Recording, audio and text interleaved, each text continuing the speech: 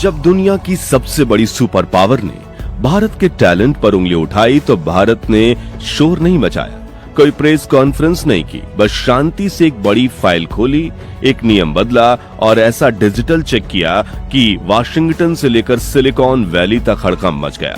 ये पलटवार की वो सच्चाई है जो अमेरिका नहीं बल्कि नया भारत लिख रहा है।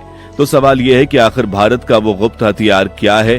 वो कौन सी चाल है जिसने गूगल, अमेज़न और एप्पल जैसी कंपनियों की नींद उड़ा दी है? चलिए आज इसी ग्लोबल शतरंज की बाजी की हर परत को खोलते हैं। लेकिन उससे पहले अगर भारत के बारे में जानने के लिए आप अपने वक्त से एक सेकंड निकालकर लाइक बटन दबा देंगे और चैनल को सब्सक्राइब कर लेंगे तो आपका एक क्लिक हमारी टीम के लिए बहुत बड़ा मोटिवेशन होगा।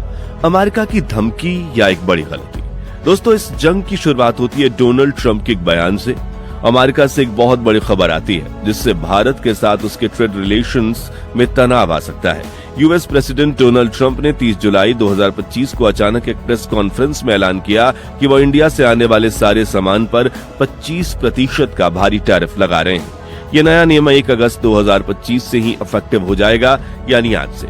ट्रंप ने ये बयान अपने सोशल मीडिया के द्वारा पूरी दुनिया को बताया। आपकी स्क्रीन पर उस बयान का स्क्रीनशॉट लगा दिया गया है, आप पढ़ सकते हैं। ट्रंप ने लिखा, Remember, while India is our friend, we have over the years in relatively little business with them because their tariffs are too far high, among the highest in the world, as they have the most strenuous and obnoxious non-minority trade barriers of any country. Also, they have always bought a vast majority of their military equipments from Russia and are Russia's just largest buyer of energy, along with China at a time when everyone wants Russia to stop the killing in Ukraine. All things not good. India will therefore be paying a tariff of 25% plus a penalty for the above starting on the August 1st. Thank you for your attention to this matter, Megha. अपनी American first policy का हवाला देते हुए Trump ने कहा कि यह फैसला अमेरिकन जॉब्स और इंडस्ट्रीज को इंडिया की अनफेयर ट्रेड प्रैक्टिसेस से बचाने के लिए जरूरी है। इस खबर के आते इंडियन शेयर मार्केट में भारी उथल पुथल की आशंका भी हो रही है और एक्सपर्ट्स का मानना है कि इसका सबसे ज्यादा असर इंडिया की टेक्सटाइल, ऑटो पार्ट्स और फार्मास्यूटिकल्स सेक्टर्स पर पड़ेगा। इससे पहले ट्रंप के बयान भारत को और चौंका चुके हैं। ट्रंप ने कैमरे पर कहा कि गूगल, माइक्रोसॉफ्ट, एप्पल जैसी कंपनियां अब भारतीय प्रोफेशनल्स को नौकरी देना बंद कर दें। सोचिए, ये बात उन भारतीयों के लिए कही गई जिनके दम पर आज सिलिकॉन वैली चमक रही है। सत्य नडेला से लेकर सुंदर पिचाई तक जिन भारतीय दिमागों ने अमेरिकी टेक्नोलॉजी को दुनिया का बादशाह बना दिया, आज उन्हीं को बाहर का रास्ता दिखाने की बात हो रही है। अमेरिका शायद ये भूल गया है कि वो जिस टेक्नोलॉजी की इमारत पर इतराता है उसकी नींव में भारतीय टैलेंट का ही पसीना और दिमाग लगा है। ये धमकी सिर्फ नौकरियों पर नहीं, ये भारत की उस बौद्धिक शक्ति को चुनौती थी जिसका लोहा आज पूरी दुनिया मानती है। लेकिन उन्होंने शायद ये नहीं सोचा था कि ये भारत अब 1990 वाला नहीं। भारत एक ऐसा क्या कर दिया कि पूरा अमेरिका हिल गया। आगे जानते हैं। The digital tax. ट्रंप के बयान की स्याही सूखी भी नहीं थी कि दिल्ली से एक ऐसी खबर आई जिसने इस पूरे खेल का रुख ही मोड़ दिया। भारत ने अपना सबसे बड़ा तुरुप का पत्ता चला जिसका नाम है डिजिटल सर्विस टैक्स यानी DST या इक्विलाइजेशन लेवी। अब आप सोचेंगे कि ये क्या है। इसे आसान भाषा में समझे तो सालों से गूगल, फेसबुक, मेटा, अमेज़न जैसी विदेशी कंपनियां भारत में हजारों करोड़ रुपए कमा रही थी। गूगल आपको एड्स दिखाता था, अमेज़न आपको सामान बेचता है, नेटफ्लिक्स आपको फिल्में दिखाता और ये सब होता है भारत में। कमाते हैं वो भारत से, लेकिन जब टैक्स देने की बारी आती है तो उनका एक ही बहाना होता है, हमारा तो भारत में कोई परमानेंट ऑफिस ही नहीं है, हम तो विदेश से ऑपरेट करते हैं। इसी बहाने का जवाब देने के लिए भारत ने 2020 में क्रांतिकारी कदम उठाया। सरकार ने कहा कि ऑफिस हो या ना हो, अगर कमाई भारत के 140 करोड़ लोगों से कर रहे हो तो टैक्स भी यहीं देना पड़ेगा। भारत ने 2 तरह के टैक्स लागू किए।